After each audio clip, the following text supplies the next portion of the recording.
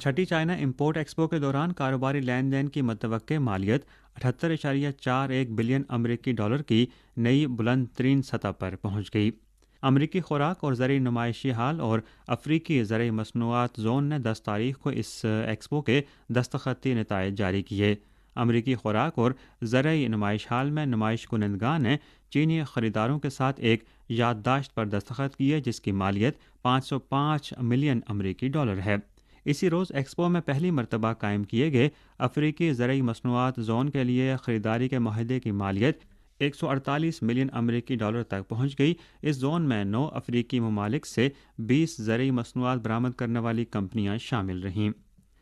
چھٹی China international import expo میں 19 پاکستانی کمپنیوں نے اپنی مصنوعات نمائش کے لیے پیش کیں، جن میں خوراک، کپڑے، جوہرات، قالین، لیمپ اور دستکاریوں سمیت دیگر گھریلو اشیاء شامل تھیں۔